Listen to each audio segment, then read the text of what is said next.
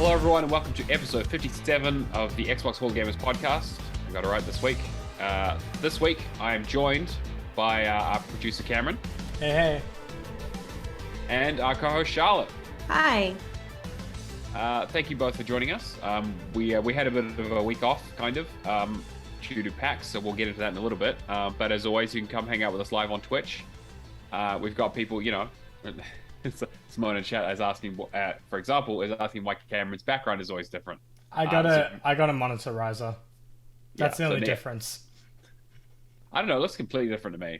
It's just the angle. Rooms. It's just the angle. I guess it is. I think it's the lighting as well. The lighting's a little different this week. It's fine. But if you're listening to the audio version and wondering what the fuck we're talking about, you can come say hi to us on Xbox Hall of Gamers on Twitch, which is our Twitch channel. Not Hall of Gamers Pod. Don't mess it up. And now Charlotte is going through a bunch of backgrounds, completely ruining the entire. Anyway. Which is even more reason to come and visit the Twitch channel or the It's great here. Yeah. Exactly. We just try and make it more fun for Matt. Yeah, because I have to edit this. We have to keep you on your toes. You have two levels, yeah? You have us, and then you have Kirby on the other side. That's Do true. you want to go back to those level of backgrounds? Because I don't. No, yeah. Well, to be fair, we definitely... Or the eye in the middle of the camera. We definitely were not streaming those when we had those backgrounds. That was just for the Patreons. Mm-hmm. And unfortunately, as you can probably hear, I managed to get PAX Pox. So I am recovering. I have been recovering all week. So we're in Friday. I got home on Monday. I still haven't got my voice back. So I'm not doing a Song of the Week this week, unfortunately. Although I probably could do a good Joe Cocker. But I would probably require a little bit more whiskey and cigarettes to kind of get to the right level. So I'm going to leave it this week. But if you were at PAX... and you happen to get into a karaoke booth with a bunch of us, we did sing plenty of songs. And I did point out that learning Song of the Week, or doing Song of the Week, has helped me learn so many lyrics of songs and be like, really? That's what I've been singing all these years? Because we got a lot of that. A lot of people were like, wow, that's actually lyrics of the song. For me, it was SingStar. Yeah, right. Also, like, key karaoke tip, never pick American Pie as the song. The actual long version of that song is so... No one has a clue what the fucking words are. The words don't mean anything. And even when they asked, I can't remember the guy's name, they asked him what it meant. He basically meant, he's like, yeah, it meant a really big fucking paycheck and a nice house. Which I was like, hey, you know what? Yeah. Respect. Wasn't it that he was like high or something when he wrote the would song? not surprise me because none of it makes sense. The verses just vaguely rhyme and they don't, don't. The thing I was going to add to that too is, was that the song that came on where it was because karaoke, they have to play different video clips in the background because they don't usually have the license clips. Yep. Yeah. Now, was that the one with the air show in the background? Because I think so. Yeah, with the airplanes. Yeah. Because the old style airplanes, like black and white. So I'm sitting next to Nikita. And then it swaps from air show to just straight on diving into the ground, and I'm like, are they putting this over 9/11 footage? What the fuck's going on? It was that bad. It was pretty bad. I can't remember who it was. I think it was meant to be war footage. I don't know. It was it made me think of Pearl Harbor either way, or some sort of war film. It's sort. You mix drinks, you mix us singing like idiots. You mix footage like that, I have no idea what's going on. We had a great fucking time, though. Holy shit. Fun. It was really good. I enjoyed it. I did once... I can't remember who I said it to, but I basically said that the best thing about karaoke is that it's the only place where you can sing Killing in the Name of by Rage Against the Machine with the background being a happy Chinese family holding hands skipping through a field. You said that to me. Hey, that's the ending of Postal as well. Basically, yeah, not that different. Yeah. Jeez. But yes, do we want to get into PAX and talk about kind of, All right. So let's get into PAX. We'll start with the community question centered around PAX from Aftos, which was essentially him just posting a Reddit thread of PAX 2022 sucked. Yeah. And asked for our opinions on it. So I'll read through the dot points and just give your general feedback, because my feedback is going to be a lot different through the eyes as an exhibitor compared to you as consumers.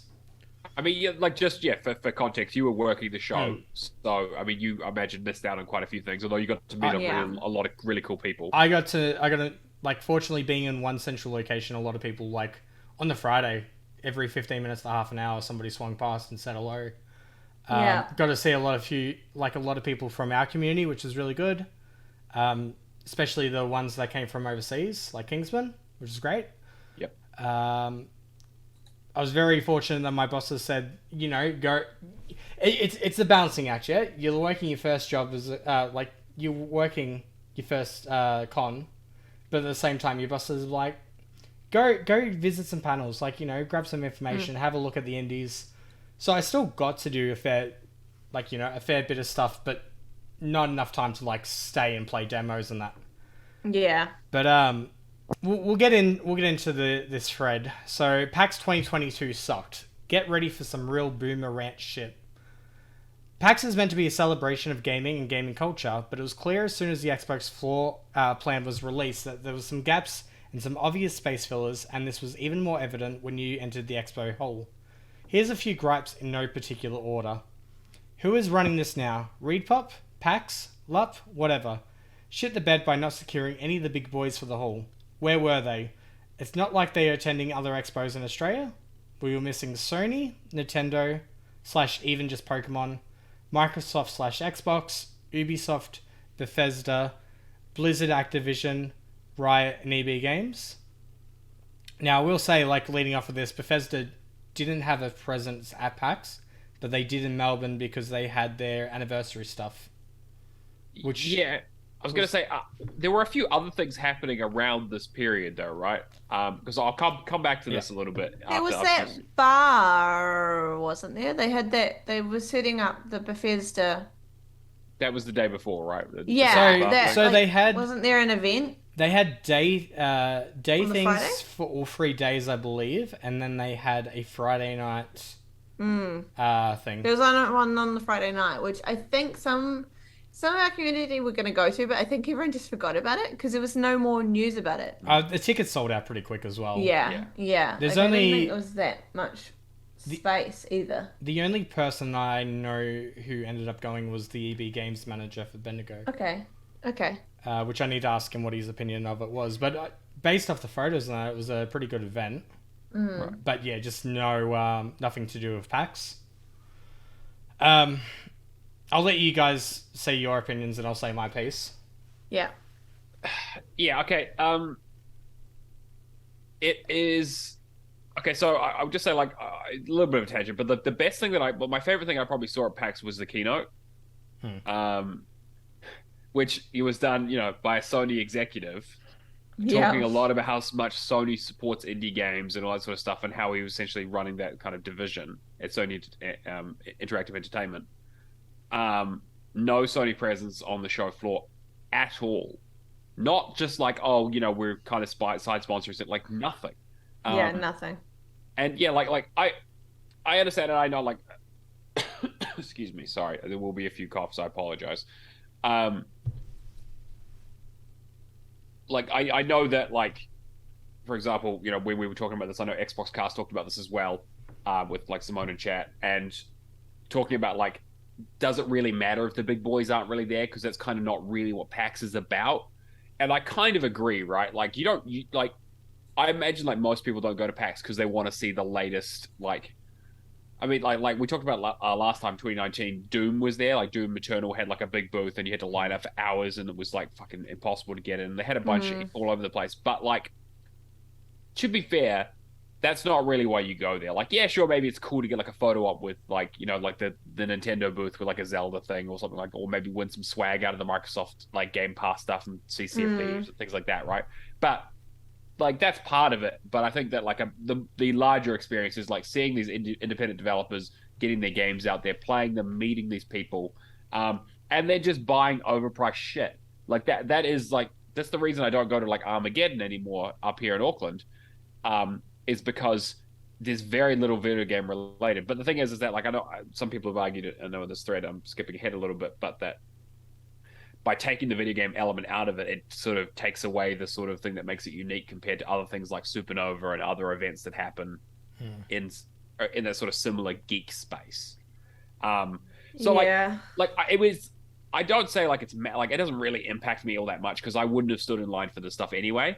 But I definitely noticed it that they weren't there. It was a very like you could tell that it was like you looking around being like this is like it really feels like there's a lot of space here that really you'd expect to be filled up by large expensive booths from companies with more money than sense. Mm-hmm. I don't know, Charlotte. What do you think? Well, because I think I have similar thoughts to you, like when you talk about it like that, but because it was my first one, it's a little bit different for me because I was just like hyped to be there and meet people and like actually just get to experience it because the only thing I've ever experienced is Armageddon, right? And that's tiny compared to this. This was so much bigger than what I thought it was going to be. And I didn't really know what it was going to, like what was going to be there before we got there. So I had no expectations going in.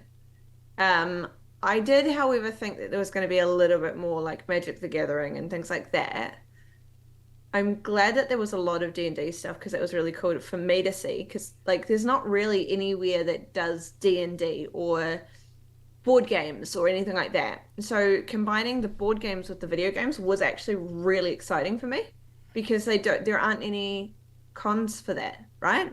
Like we have one back in my city in Wellington that's called WellyCon, and that is just board games. And that is tiny. That is the tiniest, like 200 people sell tickets for this per day. That is tiny. So that was really cool for me to see because it meant there's another reason for me to want to go more because I love video games. But I love that there was that other side of it as well. Like the board game side was really cool. And the other thing was really like I really liked was the OBS panel that we went to. Like that was really useful for me. Now, did you like that because of the context, or did you like that because people were suffering on stage for the donations? Content. I know that was just extra. That was just gravy, yeah. It was just gravy. It was a really good panel. Really useful. Like some of the stuff that they went over in that panel was just so useful for me as like a baby streamer going, okay, well, that is amazing. I'm going to change so many things to make my stream fit that. And it was for well and truly established streamers. So it was really cool to actually be able to like ask things. Yeah. The only, like we didn't go Sunday because we'd basically done our dash on the Friday and the Saturday. So like I don't know, I think 2 days was actually good. I don't know that I'd want to go for 3 days. They should sell a 2-day pass. Like that would be good. That's my only thing. That's the other thing I want to bring up too. Like the PAXs in the States are 4 days. Do you think you could last a 4-day PAX? I mean, shit. Even the 2019 PAX that we did, Cameron, like we only lasted 2 days, really. Like we did the Friday and Saturday. Yeah, and by Sunday we're done. Yeah. But yeah, Sunday we fully intended to do Sunday, and we fucking didn't. We were like, you know what? No, we're actually like, we might pop in to grab some stuff, but like we weren't there for anything in particular. I think we might have gone to like a panel in the morning, went and got lunch, and then went shopping or something. Pretty much, yeah. Yeah. Like I liked the fact that I could go and do 2 days. Like that was actually kind of perfect because even the Saturday we didn't really do like the full day because we went for dinner, right? So yeah, we still spent 2 full days at PAX, and I got everything I needed. Like I got a really good deal on my new mic and my headset and things like that. So that was already so much worth it. Because if I got both of these back here in New Zealand, it would cost me so much more. Probably about twice as much. Yeah, twice as much. Yeah. Aussies have the best deals. Anyway, Miss Cannon was saying too, like I was beat, but that was only because there was more panels that were interesting to me. Which I like. After the event now, like I'm just trying to chase up all these panels that I've missed. Like I got to see the Shadowmaster OBS and the Loot Drip one. I really enjoyed both. I wish there was a little bit more info on some of the panels before going. This is my only thing with it, because we had like big lists of panels that we were going to go to on all 3 days. Me and Matt had gone through all of the lists and like picked out all of these ones that we were going to go to, and we cut out half of them. Yeah. By the time we actually got there, yeah. Exactly right, and I think that like what Miss Ken is saying is that like, yeah, so like, so Simone is also asking like what our favorite panels were, and I mean, like, I think it is further in this list, but I think that we can probably just jump to talk about panels in general because it was a big thing that we did. There were heaps of them. There were so many. So there were, but I really feel like last time had a lot more panels and a lot more that were interesting as well. Okay, so this, how do I put this? So 2019 had, like, I can remember the panels like where we talked about classification, stuff like that. Yep, that were really fascinating to us. This time around, it was more so, personally for me, I want to listen to these panels because it's people that I know that are in, like positions that interest me.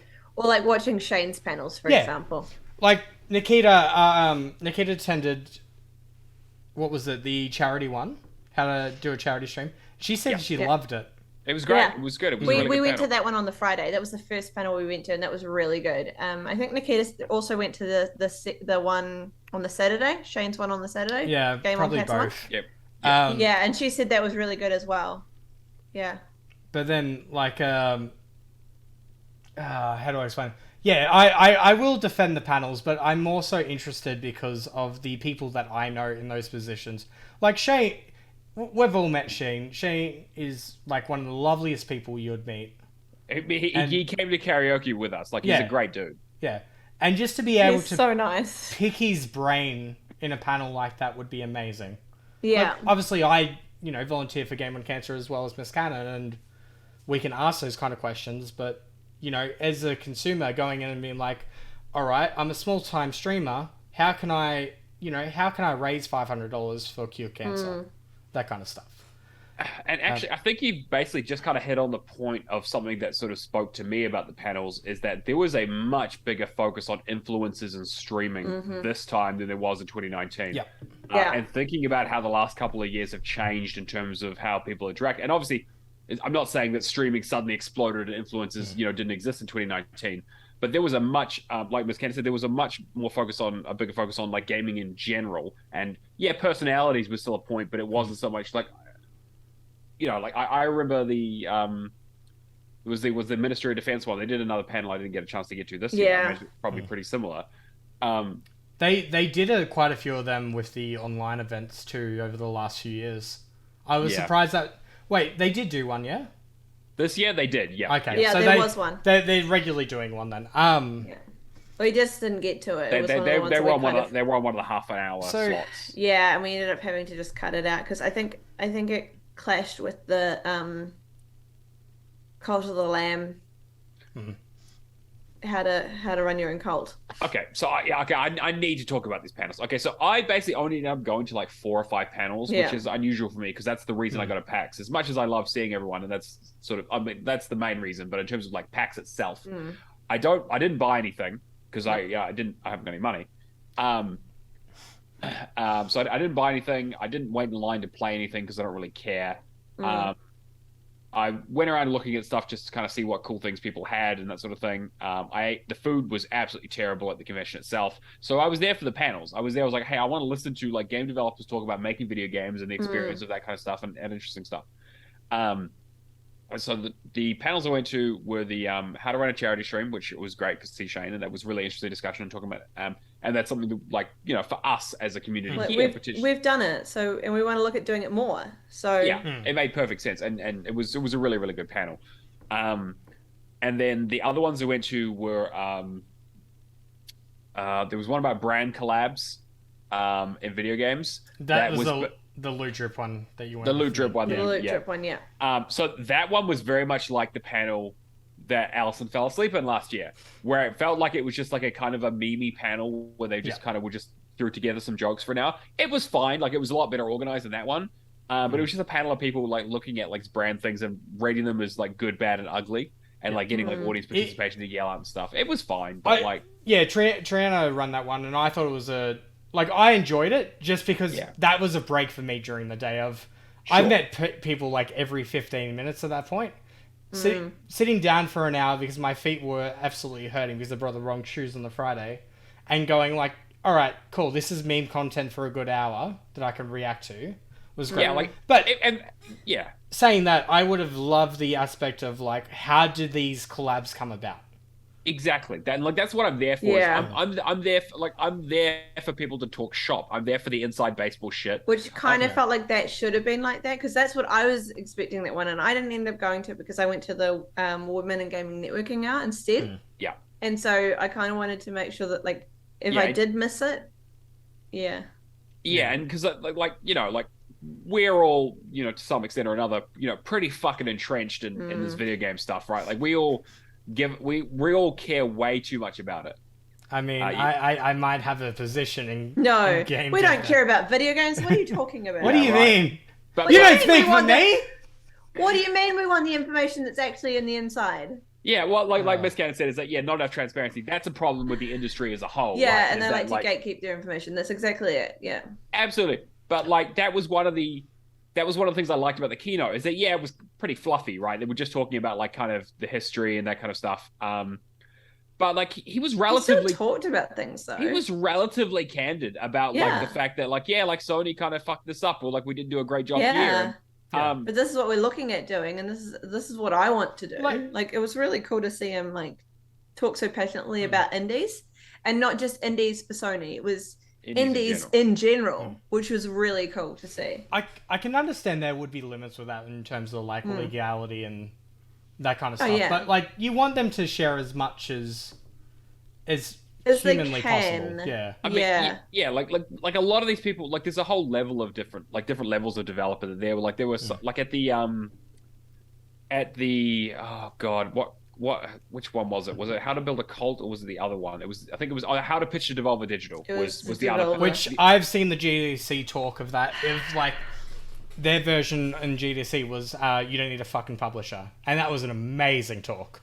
Right, so this was good. It was good. Alright. Like, they had a couple of guys from Massive Monster, a couple other devs in there, and one of the producers from Devolver, talking about kind of what the pitch process looked like for getting their games onto the service. And they had like levels of experience. Like Massive Monster were talking about like, we've always had quite artistic looking games, so we focused on that, and that was kind of our end. And I think it was something Abyss. I can't remember the name. Neon Abyss. No, it wasn't Neon Abyss. Something else. It's not Neon Abyss. They changed their name to something Abyss. Oh, okay. There was the duck one.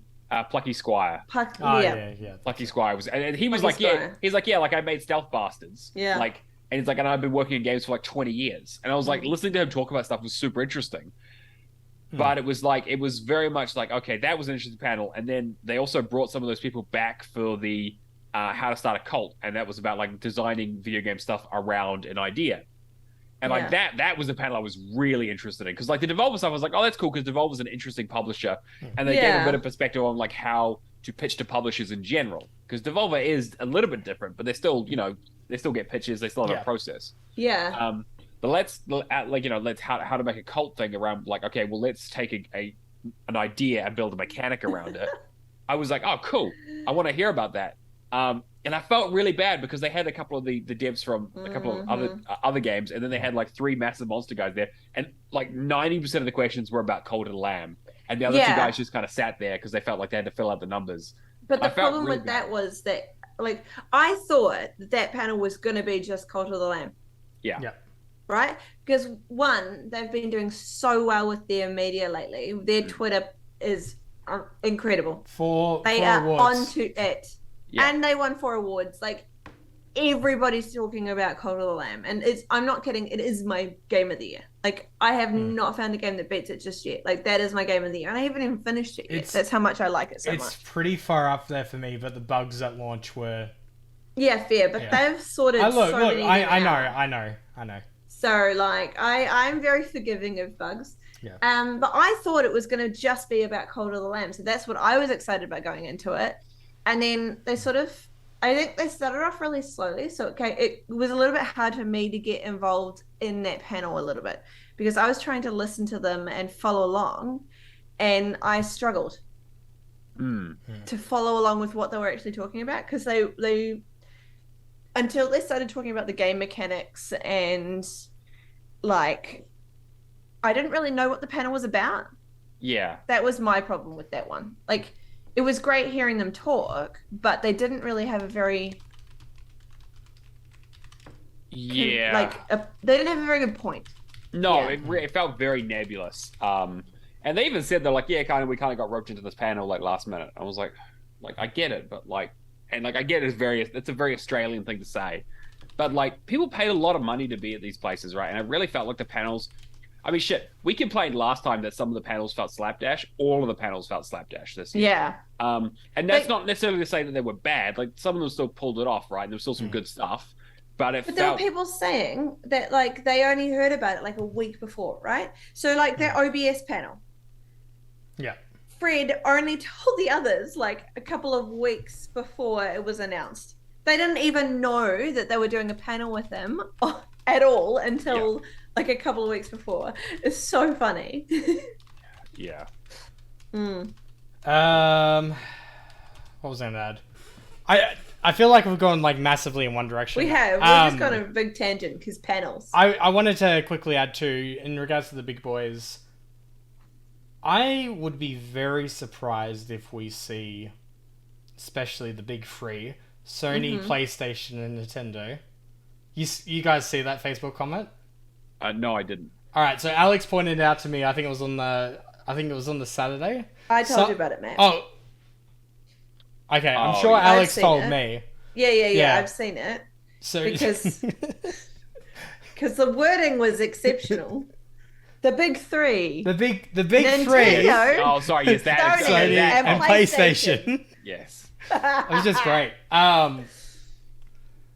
But pretty funny, really. I would be very surprised if they come back because I imagine pre-COVID, it would have been a case of like we were already leaning towards online events in some capacity. This was the hard pull. This kind of sealed the deal. Yeah. All right, we're doing this. Back to in person. We've got the numbers now. We've got proof of concept that this thing works. That we can save money not having a booth. We can do it all online. We can get eyes, and then in terms of merch and that, we just pick 100 people and send them a gift pack. Yeah. Right, exactly. And I think that like this is the same conversation we had about other events, the same conversation we had about E3 and about like the whole fucking Keeley thing and kind of like what's happening in that space, right? And yeah, it's like Sony can go, yeah, we'll send Shuhei Yoshida to do the keynote, right? But we won't have anything. It's clever, right? And it was real clever because there's that little. We're sending a Sony person. And even the talk was like, and actually it was funny because he was talking about how much he loved Cult of the Lamb as well. Yeah, he was like, Cult of the Lamb. But then he also did say that it was really buggy on launch, which is also very funny to me. That, it was really funny. It was good, though. It was a really good keynote. I mean, he's actually... own your mistakes. Yeah. Yeah, 100%. Oh, they do too. They were really open about it in that panel.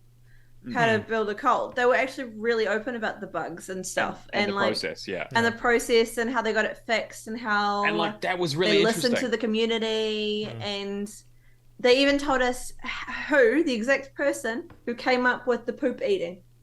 Yeah, and made him stand up. He was in we the all audience. clapped for him. Yep. Amazing. But it's like, yeah, that's why I like the Yoshida panel, like the keynote, was that like he's a guy who was from Japan, and again, from Japan, but he did his like OE. He had an opportunity to work. He was an accountant, and he worked in Brisbane when he was like 20. Brisbane, yeah, when he was 20. Which is think like Japanese starting in your business life and going to fucking Australia. Yeah, as your like your working like the guy's 2 years. The guy's very multicultural. It was really cool. And like that's why I enjoyed it so much because he was talking about video games and kind of like how the process has changed and like how he was places he lived at. Yeah. I love how his tweets during the whole thing is like, these are the best places in Melbourne to get ramen. I love the City Loop because it's free. I love Tim Tams. Yeah, like just stuff like that. And he was talking about Wasn't how, it like, at some point he was behind Nikita when Nikita was playing one of the indie games, and he was literally standing behind Nikita waiting to take his turn, and she just didn't like. yeah, it's so funny because he was like, yeah, like, you know, like I wander around the show floor and I just go out and play some video games, and the developers kind of lose their minds a little bit sometimes, and I'm like, hey, I'll take a picture and put it on Twitter and stuff. I'm getting massive off topic, but I just thought like that keynote was really good.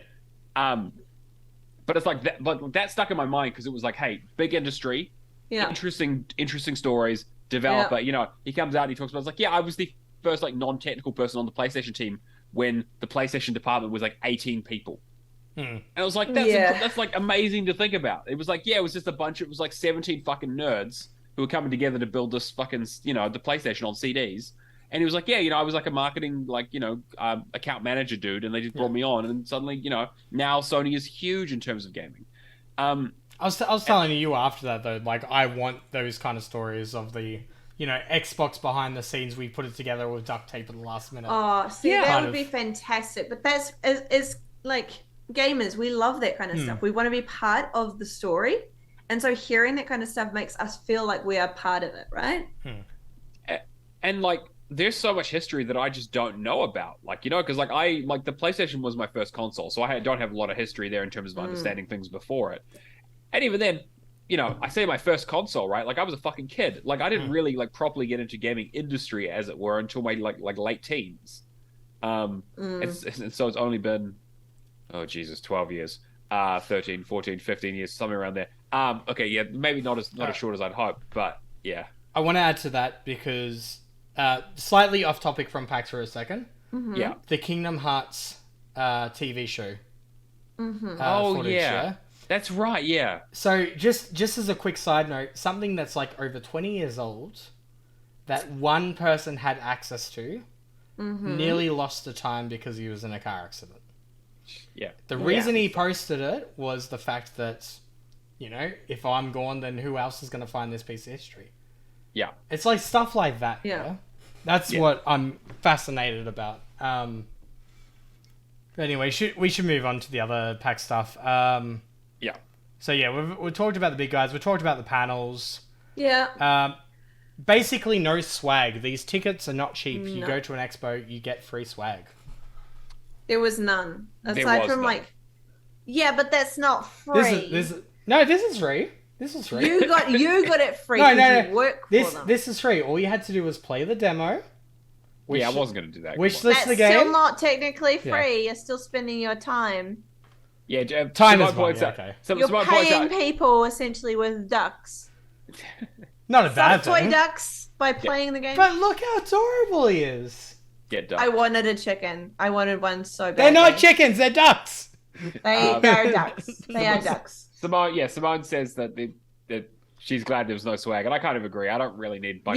We were told we weren't allowed unless we went and played and did all sorts of things. Yeah. No chickens for the Xbox guys. We might be selling in the future. Stay tuned. Anyway, I didn't get one. But yeah, like there was no swag. There was a lot more swag last year, I gotta say. But like again, I don't have any of that stuff anymore. It was all trash. Like I don't really care. 2019. Like, to be honest, it's the same thing with Armageddon. Like you get the little baggie, and it has like a small bag of like shapes, pizza shapes or whatever, and like a couple of vouchers for different places that are usually not within the convention. They're usually outside the convention, and then you get like random stuff that you're like, okay, thanks for the sticker. Like, which we were actually okay. So all of the indie booths had stickers and had postcards and had all the things that you could grab, right? So there was some, but it was promotional stuff. It wasn't like the swag that people expect. Yeah. I mean, but there were good deals. I don't know. There was a lot of hugs, Simone. I got a lot of hugs. There was a lot of deals. I kind of feel like we don't really need as much swag as what was handed. Like, all I remember from 2019 is, like, getting a bag full of flyers and that kind of information. Xbox had the... Like, I've still got my drink bottle from Xbox 2019. Right. Stuff like that is amazing for me. See, that is cool. Yeah. Like, but it's, like, stuff that's useful, whereas, like, it's usually all of those flyers and, like... bits of pieces of paper that end up going in the rubbish anyway. So it is kind of nice that there wasn't any of that stuff. This was a vending machine though that, if I recall correctly, was for charity as well back in 2019. That's cool. So stuff like that's completely fine to me. Well, in saying that, so there were a couple of booths upstairs, but they were like up by the panels. They had those smaller little booths, and a couple of them were doing things like LGBT, and the LGBTQ, and then the trans ones and stuff like that. So I was able to I bought this at the trans one, and it's all trans artists. And the money goes straight back to them, so they don't actually take any.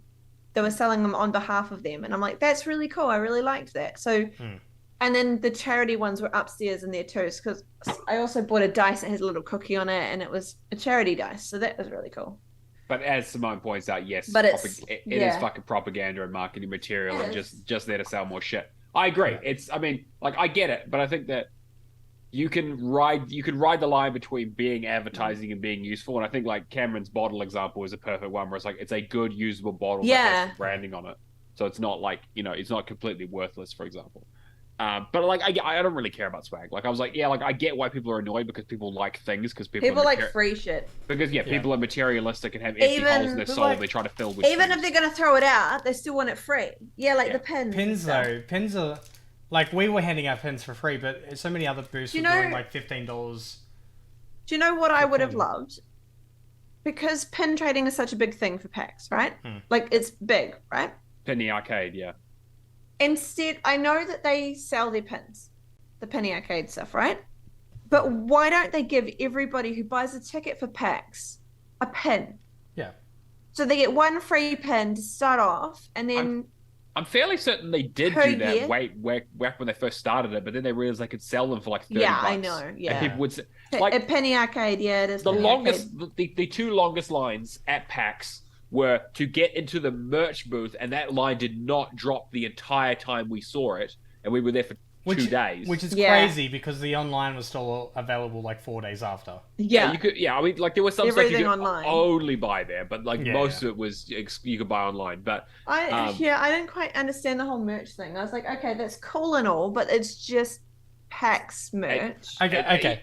Yeah, I will. Yeah. Can someone explain this to me, because I don't understand that. I didn't get that. Yeah. So it's so yeah. I just we walked status. We walked past it the first time. We got in at 10:30, 11. Yeah. And we were on the way to the first panel, and the line was already completely full.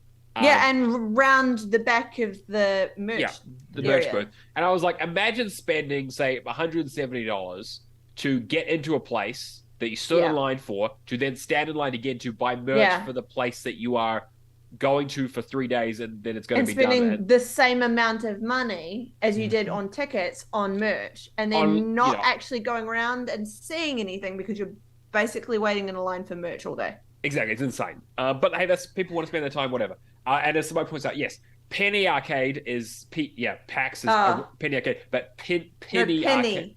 It's a pun. Because pins became such a big thing at Penny Arcade. They called it the Penny Arcade, Penny Arcade is their sort of sub-brand that they do for their pins and their trading stuff. Yeah. And there was a whole separate booth and section for them. Because people were like, we don't want any part of this. These people are nuts. Although the association with Penny Arcade, the comic and the brand, has kind of been weirdly disassociated over the years. They keep the PAX name, but it's a whole thing. Anyway, won't get into it. Yeah, that's fine. Consult Matt for the whole history of Penny Arcade. Yeah, I've been obsessed. I mean, I love Penny Arcade, the comic, back in the day. Yeah. Because I was an edgy teenager. Of course. Hey, there's a lot of jokes you can tell in 3 panels. Anyway, so continue, Cameron. All right. It looks pretty clear that one or a few of the big boys pulled out. The center booth won off if the largest booth was PAX Plays, and it was an unused area with a bunch of sparse consoles hooked up to TVs with a bunch of seats consumed by tired people. It looks so sad, barren, and clearly meant for Nintendo or Sony or someone. Was that the free play area at the very back? No, this was the... With the arcade. So this was the one. So there was the arcade broadband, for Aussie broadband. Yeah, where all of the and then massive there was the ones, arcade games were. Yeah, the ones adjacent to that was just all empty seats. Yeah. It's yellow and black all over. Yeah, it was a big long one. Yeah, and it was just consoles. Yeah. Obviously left it pretty late. But for 2 weeks beforehand, we were trying to, like, we were running the tournament, yeah? And we were like, we want to have, like, an area that we can, you know, cause a little bit of noise and, you know, raise some attention with it. Never got a response for it and all that. For working those 3 days, as much as I enjoyed, like, seeing everybody in that, seeing that booth over there unutilized at all was a bit disheartening, to say the least. Yeah, right. The best thing about it was that there was a big controller thing you could take a picture next to, basically. Yeah. Like, I saw so many families, like, just... yeah, no, I know where it... Yeah, I know where you're talking So many about families just took a seat, and that's all its use was. It was just an extra set of chairs, which was a bit of a bummer. But, I usually pick up the BYOC ticket with a mate. It's great to have a refuge to dump the swag. So that's a bring your own console. Bring your own console. Could bring console, hook it up to machines, and play with people and stuff. And to tuck away for a few hours during the weekend to play in tournaments and generally have a great time. This didn't run for PAX 2022. Instead, transformed into another room. I think it was TikTok cosplay room. Not 100% sure. I went to check it out. It was literally 100% empty. All the cosplay participants were outside. In the better They're in the lighting. middle century, in the middle part. Yeah. Between the convention center and the conference center. Yeah, but they're on level 1. There was a side room. Yeah. What else was there? The booth staff lacked any energy on the Friday and Saturday. Nobody seemed into it. Most of the branded booths... I would say, like, a lot of the indies that I talked to, whether they were exhibiting at the show or just... like, I met the Broken Roads team, and they were all lovely. But they were just, you know, hey, we're just experiencing PAX for PAX. We're not showing off the game or anything here. We're just...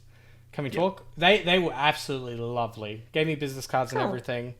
But then you went to, like, the bigger booths, and it was like... I don't know. It might have just been me walking through on lunch, but a lot of people just had, like... We've been hired to do this event. We're not passionate about it. Yeah, this is a paid gig. That's it. Okay, look, and, like, as someone who... I won't mention the brand that I worked for, but you could probably put it together. That we did a very large yearly booth. Yeah, like, what you would do is you would get people who were involved. I mean, again, this was a big sales opportunity, so you had salespeople, which is a little bit different.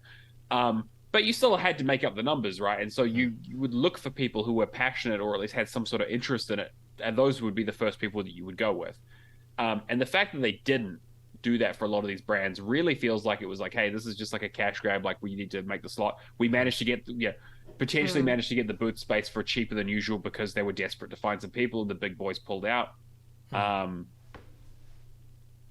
It was like, even like, and like, again, I don't want to be that dickhead, right? But some of the indie booths, like Charlotte, you and I went to when we were wandering around, you know, one of the people talking to us, like, I don't really know anything about the game. I'm just kind of here to help out. I'm like, we noticed that, and we're like, well, look, I can understand with development cycles and that. Sometimes it's a case of like, hey, I have this release date. I need to hit it. I need to send somebody else. Totally get it. It's very... But also, wouldn't you then want to, like, give them some sort of training and or heads up or get them to play the game or know a little bit before they go? Like... There needs to be, like, at least some kind of limit. Like, for example, Nikita's a programmer. She's, you know, working the first game. Yeah. If she wasn't able to go, I would go instead, because you guys know how much I can passionately talk indies up. Yeah. And like anybody on this podcast is, like, I would say in the community as well, is able to talk to a large number of different games and you know, give the sales pitch of like, hey, I played this game, it's like X or Y. Sure. And that kind of stuff, or just something. Yeah. Like, you know? It's okay if somebody is helping out and might not be across everything that's involved in the game, but they should have some level of passion for it. Yeah. Or at least for games, you know? Like, something. Yeah. And I don't want to be, like, calling out fake gamer people and shit, right? Because that's not what this is about. But it's like, hey, like, look, you don't have to be a gamer to attend a convention, right? It's like some people are there for lots of different reasons, and, you know, there are some other reasons in this list. But... yeah, if you're in the game section, like, and you're demoing a game or showing it off, or, you know, near the booth and doing the thing, right? It's like there's a level of expectation. Anyway, go ahead, Cameron. Simone just said, "Do you guys go to PAX every year?" I've been to every one since 2018. Yeah, so 2018, 2019, 2022. I think. Yeah, so I went to 2019, obviously, when I joined RGS. And we all hung up there and did the Maximon challenge, and that was a fantastic. And again, got fucking stories that we'll never shut the fuck up about. And this year we got some good stories too. But it's like, so I think it's more a question of, are we going to do it again next year? Much of it for me was just meeting. Like, I really enjoyed it because, you know, I'm passionate about the games that I'm involved with in the moment. There's like, 4 published games that we have. One of them, I really like that it covers like a certain niche, but I cannot understand it for the life of me. The other 3 I love to bits. Yeah. But yeah, and yes, I do have the... Okay, I had the best story until somebody proposed the PAX. That was fucking bullshit. Whoops. Where's my... it's still a good story. Session? Yeah, I know. I'm just trying to think if there's anything else to... Look, PAX to me, very good social opportunity, very good... My social batteries are recharged. From the last 3 years, not being able to see anybody...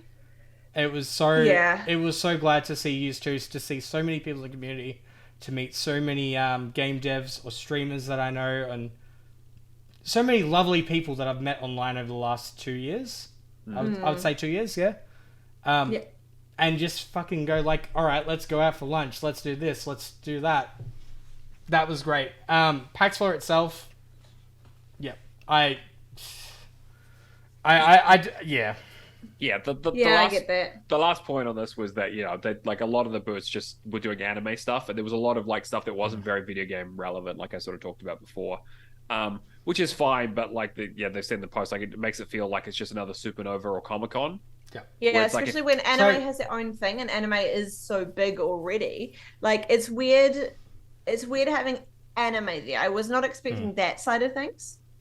Don't get me wrong, I love it because I'm a weeb, right? And there is a lot of crossover between weebs and gamers. There is. But both of them have unrealistic expectations. Both of them are really hostile to women.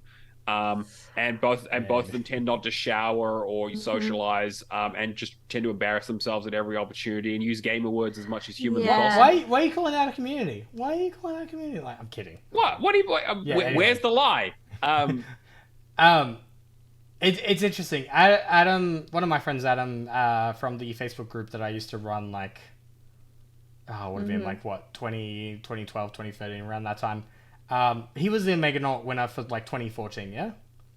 So he was the runner-up 2013. He came back the next year, won 2014, and got the all expenses paid trip to, it was like one of the other PAXs, yeah? He came over to the booth and, how you going? How's life been? Haven't seen you in a few years before, like since COVID. Yeah. How's, Hall of Gamers and all that going for you? Just really, making small talk. And yeah, we were talking like half an hour. It's just like, it does not have the same passions as like the early 2010s.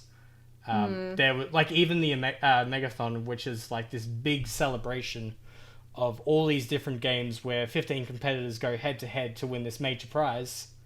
And it's just like, it's just all games that you never heard of. You just don't, there's no passion about it. Like 2019, we had Western Press with a dance mat, for fuck's sake. I still have that engraved in my head. I've got the girl that did Bop It and got a max score of 300, which was fucking insane. Wow. So you can actually max out Bop It and get max score. And this girl did it on stage in like 15 minutes, which was just incredible. Like in front of like, 200, 300 people back then? Yeah, and it's like, just nuts. We just don't have, and I was kind of joking, but like Maximon wasn't there. We didn't get a chance to recreate the Maximon challenge so I could win 2 years running. Yeah, like it was. I mean, we could have gone and found Maximons, but it's not the same. It's not the same when you don't win a shirt that's way too big for you that just has a giant fucking Maximon on it that you would never wear in public. That's the swag we need. Exactly, right? And you get a free Maximon when you do the challenge anyway, which is like fucking top notch. But it's like it really felt like, and they don't put it in this thread, but it is. I also say like in terms of people not being there. Also from the like tabletop and other side of things, Wizards of the Coast were not there, so Magic the Gathering. Yeah, Magic the Gathering. Well, There were people selling it, but they were not there. Yeah, but not the. There's very big distinction there. The other thing to that too, I felt the tabletop was tabletop was fine. Yeah. If not way over. It was a lot. There was a lot of tabletop stuff. There was a ton of tabletop. If you were I do not care at tabletop at all. Just it's not my thing. I don't care for board games, that kind of stuff. Everything for me is online. Yeah. But if you were a tabletop fan, I think you were pretty much dead covered. And we were talking there was about so much tabletop. It was actually we were talking about the Xbox cast, and then again, I watched the episode when they were talking about their PAX experience, and they spent most of their time, a lot of their time, in that area playing board games, and it looked like a great time. But I'm the same way. I enjoy board games to an extent. But it wasn't really where I wanted to go and sit during PAX because there were so many other things and so many other places I wanted to go and experience, and I didn't get the opportunity to do the walk around. Yeah. Because we were more interested in panels. Yeah, exactly. And that's I think next year I would actually consider making an effort to actually go and but we'd need a group of us to go and sit down and have a game. Whereas we were in smaller groups. Yeah. On those 2 days, so it was a bit different. But also, I was saying, Wizards of the Coast wasn't there, and neither was Games Workshop, which again, no Magic the Gathering and no Warhammer. I'm talking tabletop shit. Those are the big boys, and they just didn't show up at all. Yeah, none of those ones were there, and I'm surprised. So you were saying, Cameron? The other thing I was going to say, the one positive I've got to say is stay in one area and let everybody else find you. Yeah. Definitely. Amazing. That's my cheat sheet.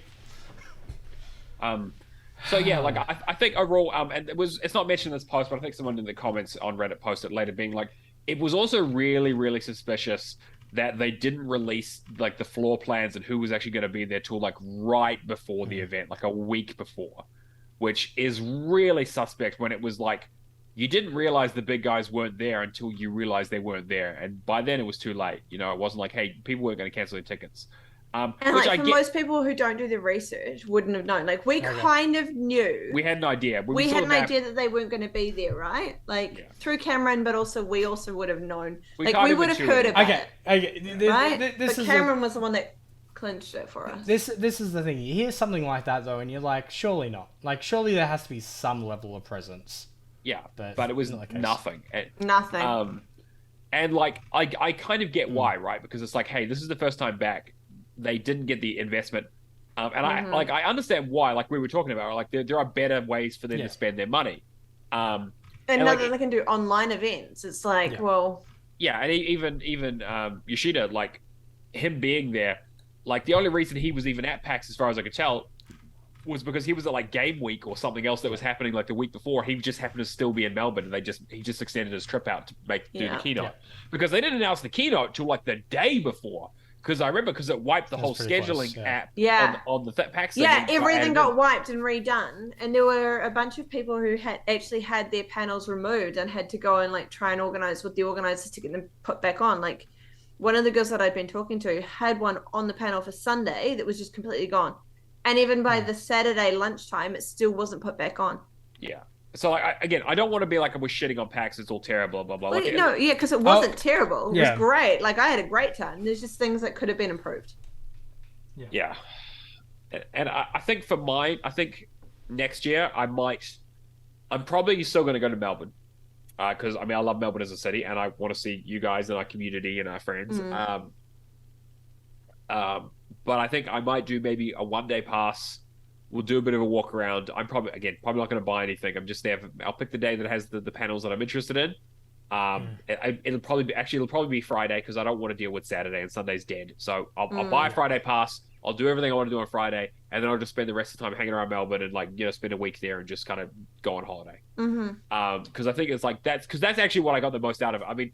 My legs are still fucked. I literally have. I got almost a week on, and it's and, I literally have the plague. And I spent so much money that my last paycheck just covered my credit card bill, and now I have to live on nothing for 2 weeks. I wish I was joking. Half joking, but yeah. It was literally $52 left. But I had a great time, but most of the stuff I had a greate time with was around PAX. It was auxiliary. And so I was I could do all that shit without going to the show and without having to deal with, quite frankly, some of the worst people. Oh my God. I know, Some like, were terrible, though. I know it's not cool to be like, man, come on, guys, but like, holy shit, there are some weird fucking people. Like, and especially like I was bringing Allison, and she's really good at people watching because I'm massively unobservant into my own head a lot of the time when I'm walking around. But she was like, yeah, it's like I saw like 3 YIF piles. I saw a bunch of furries. I saw a bunch of people wearing shit they really shouldn't have been wearing. People who just have not showered. Like, it was like every stereotype about gamers. Like, this is the fucking place to see them. Like, Lynx would make a killing. But yeah, anyway, it's like I think that like I mean we've talked about this for like an hour now, but like yeah. The last thing I wanted to add though is the Play On booth was really cool.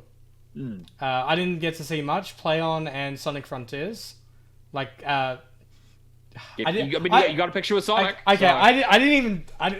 I'll quickly just mention my Sonic story. Yeah, so the exhibitor lounge was inside of where the Sonic mascot thing was. And people that know me know that I do video call with my daughter 3 times a week. Sunday, 5 o'clock, an hour before the show floor closes, I go in the exhibitor lounge just to try and get some peace and quiet. Sonic's coming back at like 5:20, 5:25. Usually video call goes for like half an hour, maybe a little bit longer. I'm like, hey, Percy, do you want to go and see Sonic? She's like, Sonic! Like, she loves Sonic. Like Paw Patrol, Bluey, all that kind of stuff has no comparison towards Sonic. Just adores Sonic. Yeah, she gotta go fast. She gotta go fast. We go at the door. I show Sonic. Her eyes light up. Like, oh my god, this is the world. I am so amazed.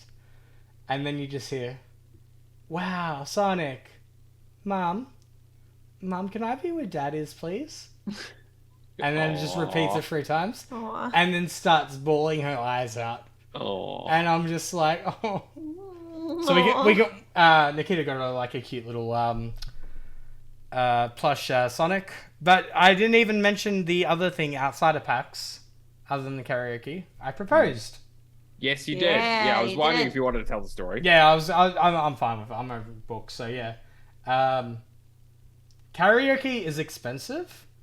And also, you should read the fine print, because apparently we got $350 worth of drinks, and I was like, not expecting it, which was great. But yeah, kind of wanted to... How much do I want to say? All right. Fucking... Let's go. I want to say a massive thank you to Game on Cancer at the event, because they raised $88,000 for PAX, which is fucking amazing, yeah? Yeah. I've talked before about how cancer's affected me in the past. Currently, Nikita's pop is in hospice. Probably doesn't have much longer left. Which is just the reality of the situation. Like, we knew this was coming. It's unfortunate. We're hoping it would last to Christmas. But I really got to, shout out people in the community. Like, Descry's raised, I think over $3,000 now for Game on Cancer. Yeah. As he's been doing stuff. Everybody that volunteers, everybody from Game on Cancer and Cure Cancer, at PAX was lovely. And yeah, so that's just been going in the background, and I wanted to get a proposal done in case anything did happen, which, yeah, I'm very fortunate that I asked when it happened. But yeah, what else about karaoke? It was really fun. She was not expecting it, which is very sus as fuck. Although she was sus, she was like, when you said, Cameron, it's your song next, it's like, nah, mate, nah, just a song. And then I made sure it was another song after that. So 2 things I want to mention, yeah? One, the fact that the karaoke place doesn't let you add custom songs. No. Which is bullshit, in my opinion. But we had a good backup, that was fine. But...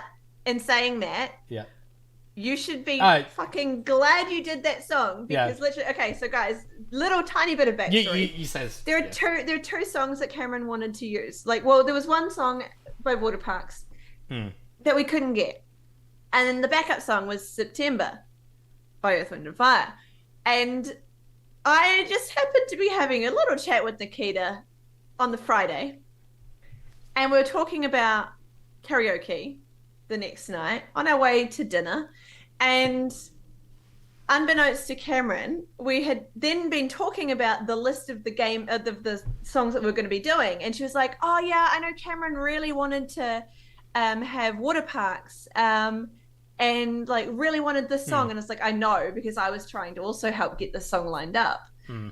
This is also, Simone, why I had control of the music list.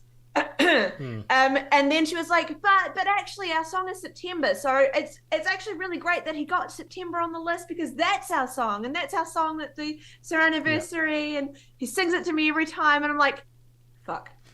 So I went to Cameron and was like, Cameron, it's September. You have to use September. There is no other song you can use. So it's September. Those PAX days too, I had it stuck in my head. And like every now and then I was just like, and I'm just like, fuck. Don't sing it. So, yeah. Anyway, so there was a moment where me, Simone, Nikita, and Nick went back to the motel too. And I had the engagement ring in the very front of my luggage. And then I'm like, hey, like, can you just grab this thing from behind me? I just had to do like a mad grab. Well, everybody else is like looking at me like an idiot. Yeah, you got to do the sneaky sneak. Yep. Not sneaky at all to Simone or Nick. No. But yeah, no, it was really good. We got a really good group photo. Yeah. What else was there?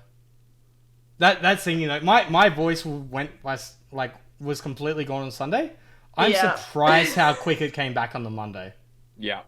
I was I got my compatriots were very in the cups, because we made sure to drink all $350. Well, we had to.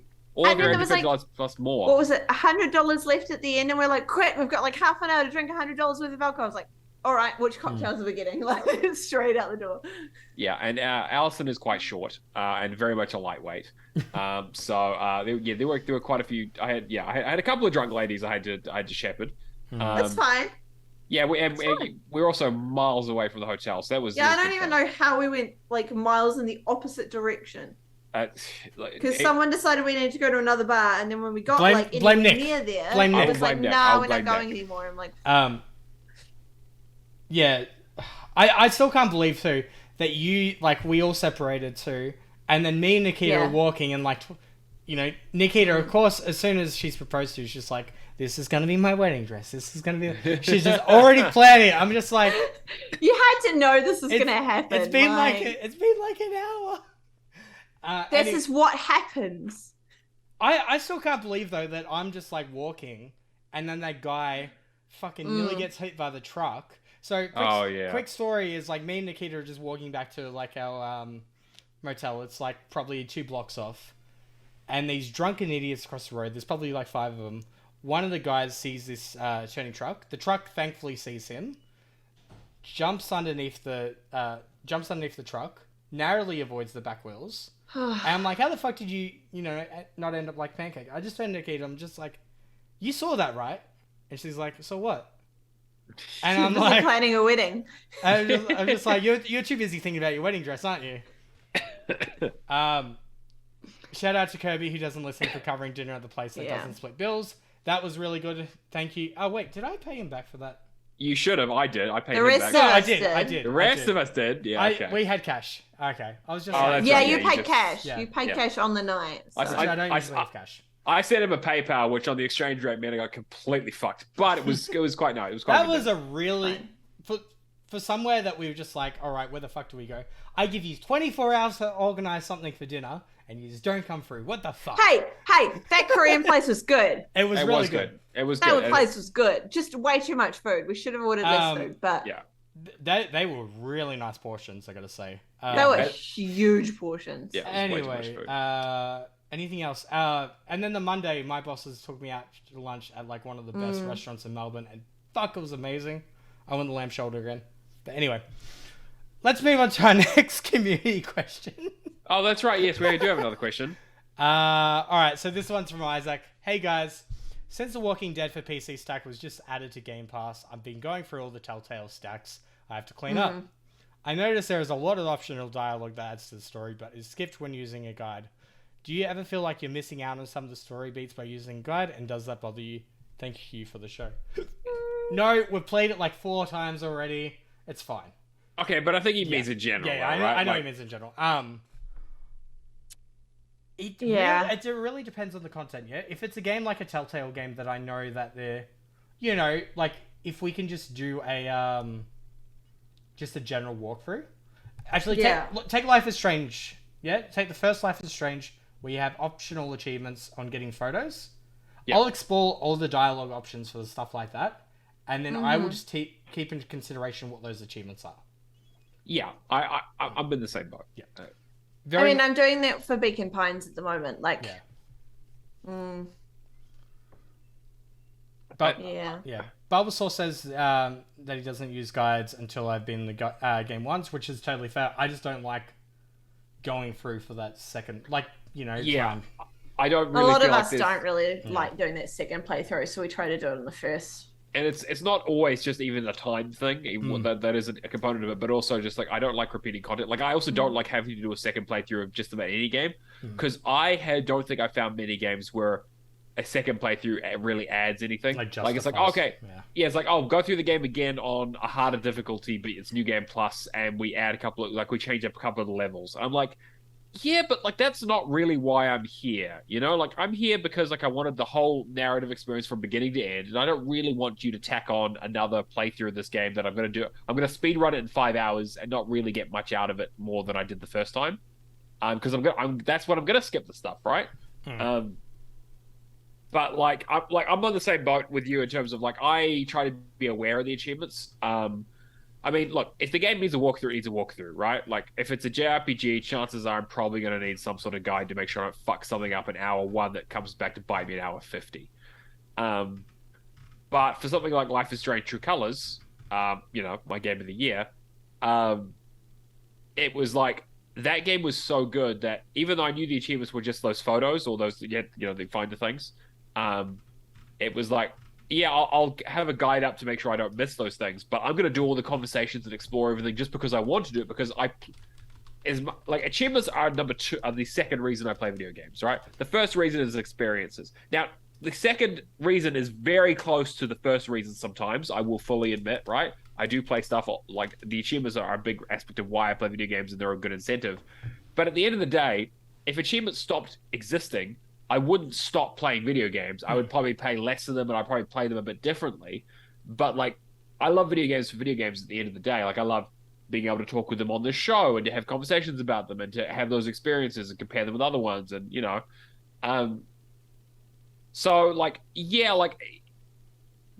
most guides have gotten pretty good about it, where it's like, hey, here's a puzzle.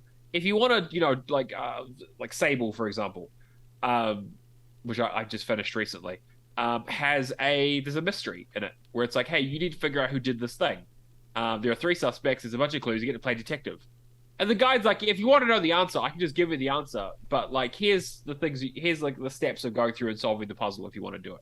And I was like, yeah, I could just do it. I am in a rush, but I'm like, but I want to experience this. Like, I like this thing, so I'm gonna actually just play through it. It's not that much longer, like if it was gonna be like, okay, you need to do a 10-hour quest, and we'll give you the answer. I might have been like, just give me the fucking answer. But if it's like good gameplay and it's actually, what the developer intended, and it was like, okay, go find this location where the crime happened, investigate the crime, question the witnesses, and come up with who the most likely culprit is. And I was like, cool. And it's like, yeah, and who I got was the correct person.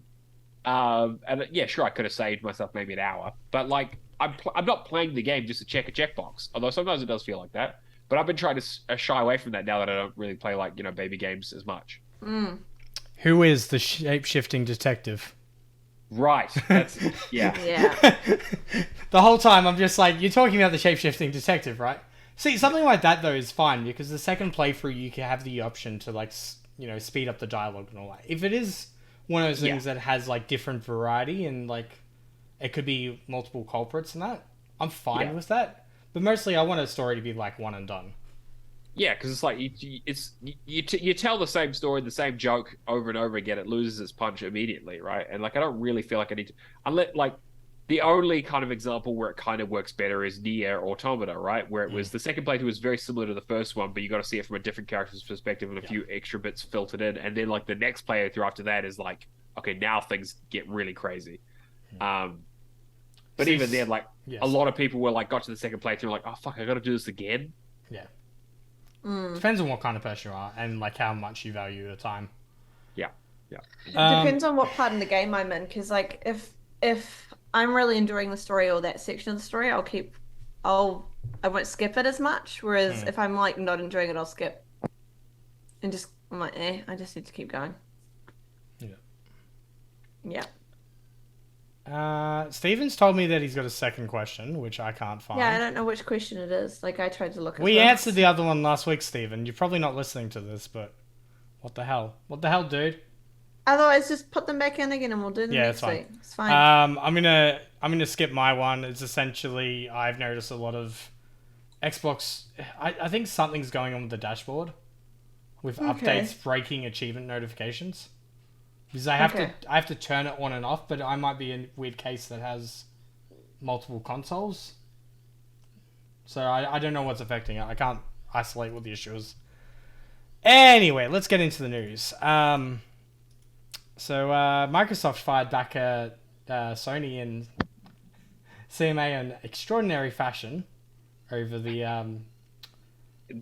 ongoing saga of Sony versus Microsoft on this fucking acquisition, which I mean I think was just after the show that we just did the other week was they released the sort of expected timeline for the acquisition to go through, right? Yeah. I'm just going to look up Tom Warren's comments on it quickly, because some of them were absolutely amazing. Yeah, this is really good stuff. But yeah, like, it's... Sadia's, like, gloves off with this, which I'm really, really interested in seeing, like, what's the result of that?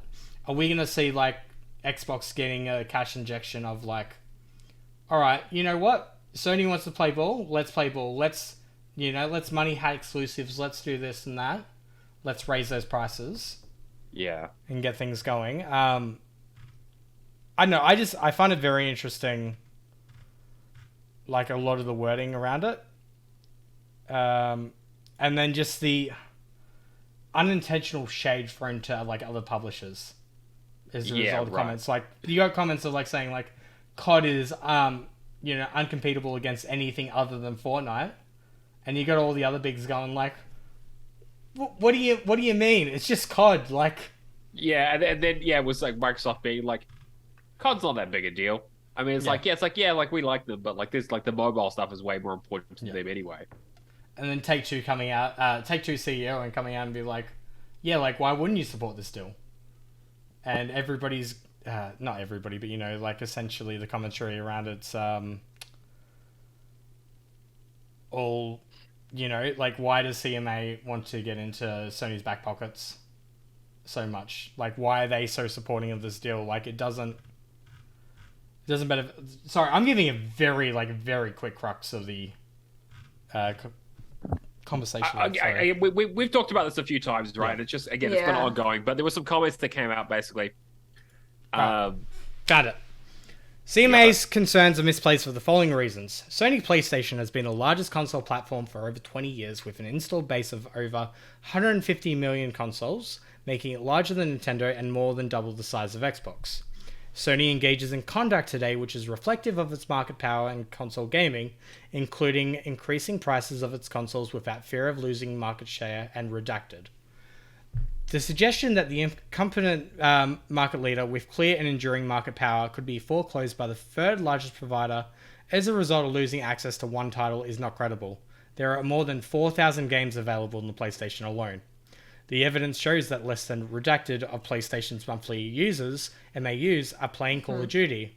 Even without all those gamers, a highly improbable outcome from a hypothetical foreclosure strategy, the PlayStation gamer base would remain significantly larger than Xbox is today. Since the transaction was announced, Sony has acquired several game studios including Bungie, developer of the popular online game Destiny 2, Haven Studios, Losengal, and Savage Games, and a minority interest in From Software, the developer of the biggest game of 2022, Elden Ring, among other hit games. This complements Sony's existing minority shareholding in Epic Games, publisher of Fortnite, strong first-party catalog, and extensive portfolio of exclusive arrangements with third-party publishers.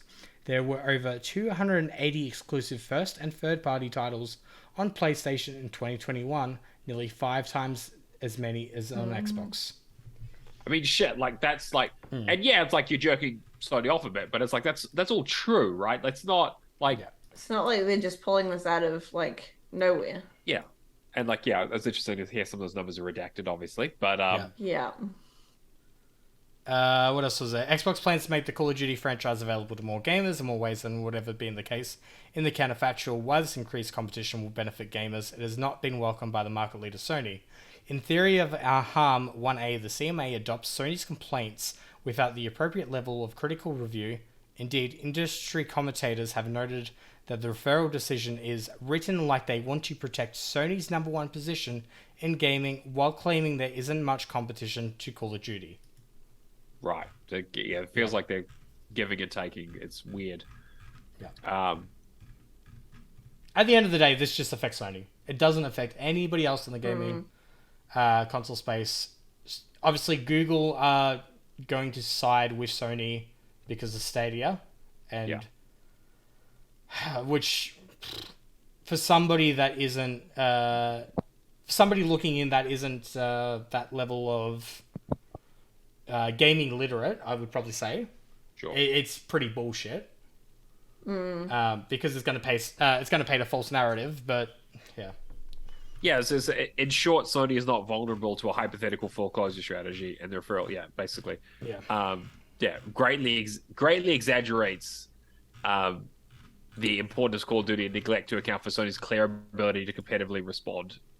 And while Sony does not welcome increased competition, it has the ability to adapt and compete. Gamers will ultimately benefit from the increased competition and choice. Yeah. So it's like, Microsoft is like, no shit.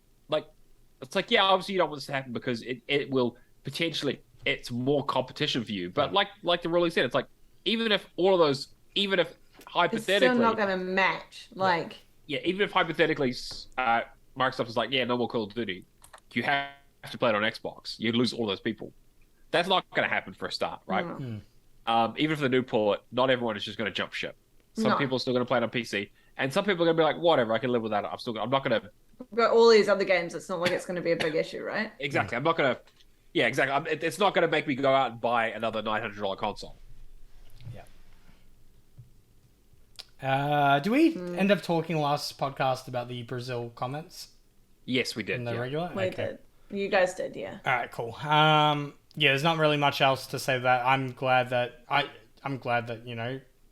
it's been some very good commentary out in the public and not behind closed doors. It's interesting to hear and see. This is really the only time when the legal stuff hits out that we get to see these things. It was like the Epic Apple thing, right? Yeah. The only thing I'm hoping is like us as gamers benefit from it. I mean, competition's good, Having both companies be strong in a position where they can compete with each other will only be good for us. Yeah. Any last closing comments on that? Not really. No, I'm going to keep an eye on it, of course, because I'm interested to see where it goes. But for now, I think it's just kind of shit throwing at the moment. Yeah, I don't have any. I half want it to be done, but at the same time, like comments like that, it's just like, fucking, like Xbox One during the Xbox One generation, it was like always on the reactive kind of stuff. Yeah. I want Xbox to be that big. I want them to have Microsoft money going in, and us as gamers benefit from that kind of stuff. Because I would say everything from the Xbox Series generation, excluding the Games of Gold supposed increase, has been really good for consumers. Yeah. I haven't had one of those in a while. That's impressive. I got it. Cool. Xbox boss Phil Spencer appears to be teasing what could be a new piece of Xbox hardware. Some believe it could be Microsoft's upcoming Xbox streaming device, Project Keystone. So last year, Microsoft announced it was building its own Xbox streaming device. Celebrating Fallout's 25th anniversary, Spencer took to Twitter to share an image of a Vault Boy statue perched on his shelf. However, users were quick to point out a strange white device on the top shelf, which many believe is an Xbox streaming device. Yep, because it's small. Classic Microsoft. Why can't it just be like... No, this is Xbox Series S Mini, guys. They made it tiniest. The tiniest version they could possibly get. I mean, it makes sense, right? Like, this is the right time for it. Their streaming stuff is taken off. Hardware is getting more and more expensive. Streaming is kind of a direction that they've gone in. They've proven that it works and it's quite successful. It's nice that I can now do it in New Zealand as well. And again, they've talked about it. They're going to put it into TVs as well. I think was it LG or Samsung? I can't remember which one. It might have been Samsung. It's been a while. Yeah, I'm not 100% sure. With that, I'm very interested to see how well this does in the Japanese market, especially seeing like how, real estate and that, like you're space sensitive. Sure. Like that's a whole like. There's the whole reason why the Asian market, uses mobiles and that, because to save space. Yeah, although they are a very console-heavy market, right? And I don't know. Well, again, I'm not going to talk about shit I don't know about, but that was. I mean, you are right in space sensitive, but they'd still, if they're gonna have a console, they're gonna have a console. Yeah. You can make room for it. Yeah. Yeah. You were right about the Samsung TVs. Yeah, so other than just, keep eyes on the space, similar to like how the Series S console was teased back in 2020. So, not really much else to say. What else we got? We got the Game Pass profit conversations. So, I'll this is a very short thing, if it loads the page for me. So, Xbox Game Pass has generated $2.9 billion revenue in 2021. Brazil's Administrative Council for Economic Defense, or CADE, last week voted to approve Microsoft's Activision Blizzard acquisition with no restrictions. The report from Brazil's CADE has revealed Xbox Game Pass generated $2.9 million revenue in 2021. This would mean Xbox Game Pass accounted for 17.8% of all Xbox revenue generated last year. Which is insane. Yeah. And also, again, there's probably not much we can say because we don't really know much about it in terms of the things around it. But like, we can make a few educated guesses. Sure. 2.9 million. You've got games like Cooking Simulator that a number of years old. What was it? 3 years old. Hitting Game Pass 500,000. Yeah, something like that. Yeah, something like that. You do a few calculations, figure out what the cost is of a AAA title. Probably 4 times that, yeah. Yeah. Game Pass... 4 times that. Depends on which AAA title you're making. Oh, to make, you mean? Yeah. Okay, yeah, sorry, yes. I thought you meant to get on the server. Sorry, to get on the... No, I meant to make it. And then it would come down to whether the money had in day ones or not. Sure. With 2.9 million, it's definitely profitable. 2.9 billion, yeah. Billion. Oh, sorry, I say million? I meant billion. Yeah, billion, yeah. I don't actually know if I agree. Can I back it up with another article? Sure. Cool. So Microsoft and Sony paid millions to bring the Arc games to the subscription services. They did. So just going into it, Sony paid $3.5 million to get it as one of March 2022's PlayStation Plus games for Arc Evolved. Arc 2 was... Where is it? The company recognized $2.5 million revenue related to Arc 1 perpetual license for 6 months, ended June 30th, 2022, and deferred $2.3 million related to Arc 2. That is included in the long-term portion of deferred revenue. So that is a lot of money. And to be fair, like Arc is obviously huge, but it is not AAA huge, right? Yeah. If you think about it's double A, really. Yeah, right. Yeah. That's kind of where it sits. And 2.9 billion is in revenue. That's a shitload of revenue. But so let's just round up for the sake of rounding up. 242 million a month. Sure. 242. Okay, and how much do you think they spend on their games to get them onto the service? To, first of all, incentivize them onto the service and then pay out in terms of sales for day one stuff on top of that, right? For all the day one releases they're having. Like they might be making profit, but I imagine the margin is actually quite slim. Yeah. I I imagine it's actually a relatively small amount of profit in terms of how much money they actually make on the service. I think there would be a model in place that would be like essentially one and this is going to be like a best case scenario. Yeah? Sure. One AAA game a quarter, a few AA's, and then fill the rest of the catalog with indies. There would be some kind of formula in that regard of this is how much we're aiming to spend, and then they would move games back and forth of what's going to hit that quota. Sure. Yeah, definitely. But obviously someone's doing the math, right? They don't just do this willy-nilly. You got to get money improved. But Game Pass at the price point that it has been at and the level of quality of those games it's got to be a loss leader, or at least close to it, right? It's like, in my opinion, and again, what the fuck do I know? But looking at the way they've marketed that and the price point that it's currently sitting at, I mean, shit, most people would be happy to pay double than what they're paying right now to get the access to Game Pass. Yeah. Mm-hmm. But, like we talked about, they're the third out of three in terms of number of units sold and amount of money made from consoles. They need to get people into the ecosystem, like we've always been saying. It would not surprise me as if they ran this at a loss. Not a huge loss. Yeah. I'm not saying that they made $2.9 billion and they spent $6 billion. But, that graph, I imagine, is pretty fucking tight. No, probably. Yeah. But again, I don't know. I mean, I would kill to know those numbers. It would be so interesting. The other thing to take into consideration too is, what is it? The money that they're getting, in terms of not Game Pass directly, but the sales of people still buying. There was that increase as well. Oh, absolutely. So it might not be as directly profitable, but there will be considerations like that as well. Exactly. It's a market share play. They're doing it to get more people into the ecosystem, and also to what do they call attach rate. They're trying to increase their attach rate. It's the same way as when you buy a console, the attach rate is how many games they buy with it, and usually it's 2. Sometimes it's 3. They want to get up to 3, 4. So I'd love to know those numbers, but it's just that's a shitload of money.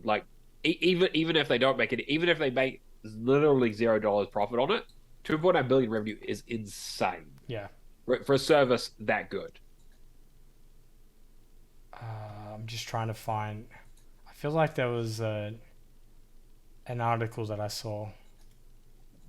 Obviously, Phil Spencer said it before, and that Game Pass is very sustainable and that kind of stuff. I'm trying to find if he said anything about it being profitable, but anyway. Arc Game Pass, we just talked about that. Humankind console port delayed indefinitely. This one caught me off guard. I can't say I even remember what Humankind is. I gotta be honest. It is a PC kind of strategy title published by Sega, I'm pretty sure. Let me have a look. If it's a strategy title, I can't say I'm surprised that it got delayed for consoles. So it's not, Amplitude Studios, it has 5 unattainable achievements at the moment, which I'm still aware of. Right. It's turn-based strategy.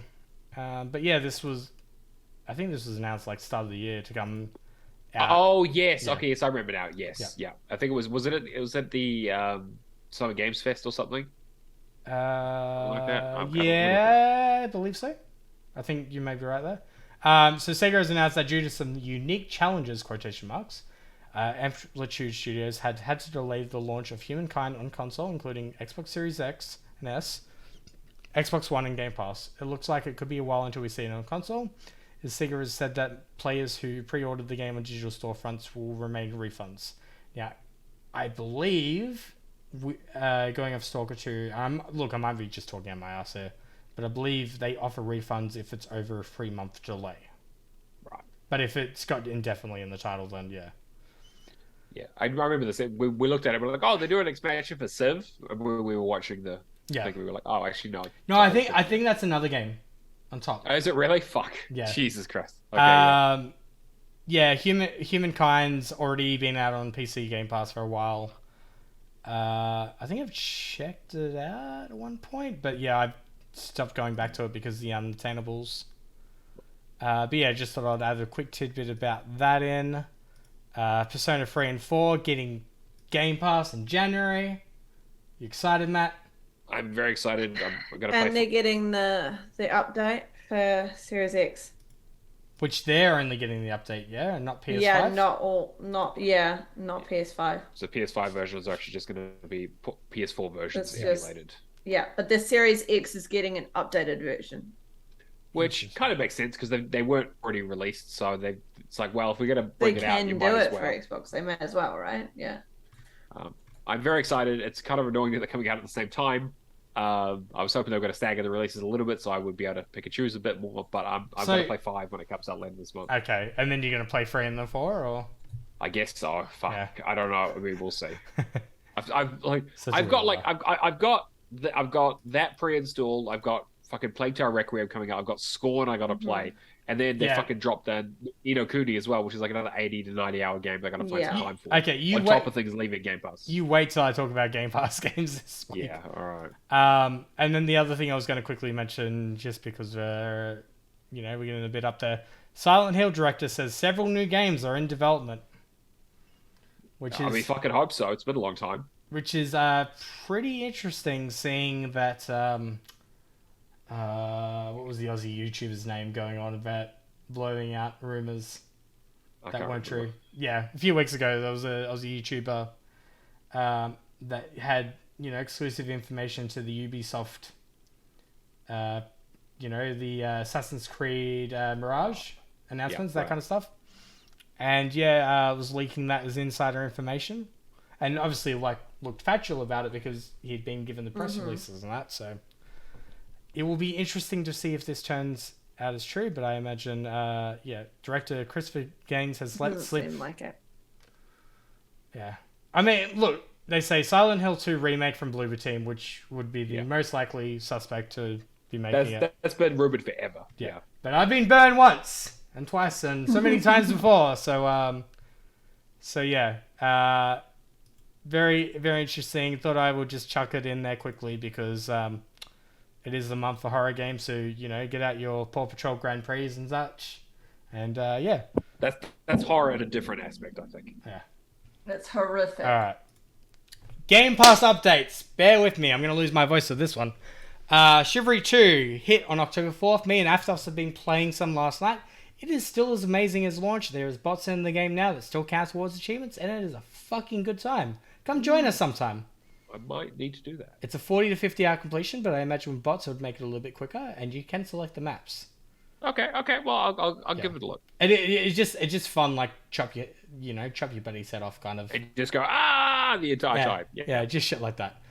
Medieval Dynasty, I don't really know much about. That came out October 6th. I imagine after you've had a hard day of going to medieval battles, you want to build a house or something. Maybe that's it. I don't know. I haven't looked into the game. Walking Dead, the complete season 1 and 2 came out on October 6th for PC. Have a good cry. That's all they're great games. If you haven't played them before, definitely check them out. Costume Quest is an amazing game as well.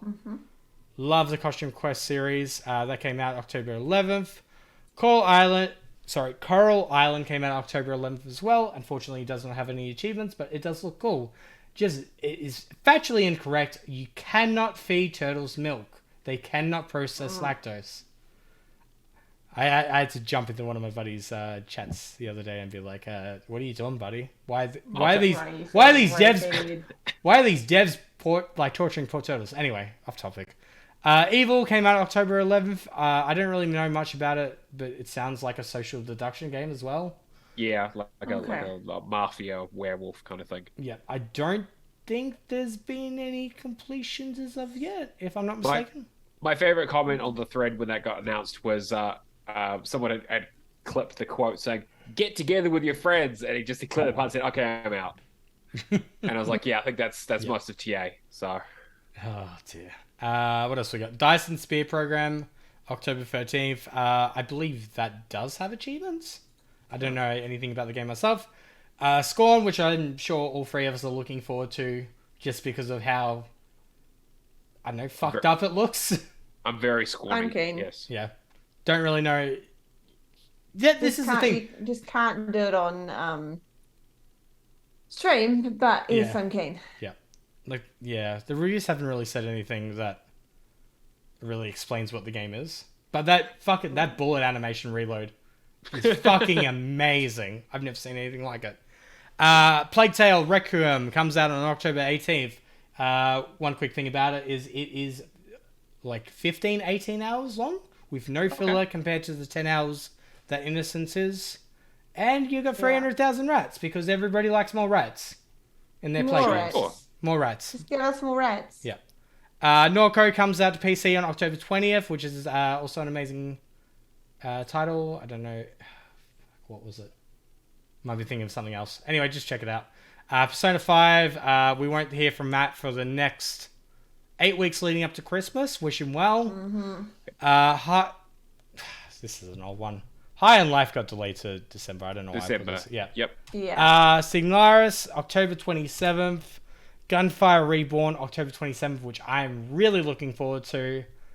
There's another one that's missing from here that I can't quite recall at the moment. But look, I've given you fucking we'll get it next week. 15 games here. You got plenty. There's lots. We'll be fine. Look, all you're doing this week is you're coming to play Shiv 2 with us. Yeah? That's 100% what you're doing. Games that are getting removed tomorrow, or maybe the next day. Bloodroots, Echo Generation, Into the Pit, Ring of Pain, Sable, and The Good Life. Yeah, I mean, like, look, if you're listening to this now, probably, get Bloodroots. Chance, basically. Oh, I reckon you could get Bloodroots. Oh, yeah, Bloodroots you could maybe do. Yeah. Probably about the only one. Ring of Pain, you got no hope. Ring of Pain's actually a really good one from Melbourne. I was going to say, even if you have 100 hours Ring of Pain, you might have no hope, because that game is a lot. It's essentially Slay the Spire. Man, I really wanted to check out Sable, but just fucking the bugs. I'll talk about it, yeah. Cool. And then let's get into what we've been playing. All right, I'll go first because I only have 2 things. Yeah. So Sable, I talked a little bit about it last time. It's my kind of game. I know I say this every now and then. And I'm like, a game that was made for me. It's like my kind of game where it's like, hey, let's just do some climbing stuff. Let's do like a haven kind of thing where it's like a really cool environment to let's kind of float around and kind of explore. No enemies, no fighting. You just do like fetch quests, some climbing, a couple of real basic puzzles. I really enjoyed it. It was great. The only problem is playing it. It is massively unoptimized. Like shocking. Like this game should not be released unoptimized. It has a style of like it missing frames. So like the animation is quite choppy and like intentionally. But even with that, it gets down into single-digit frames sometimes when you turn the camera too quickly, or if you like the field of view is fucking awful in terms of like how far the draw distance is terrible.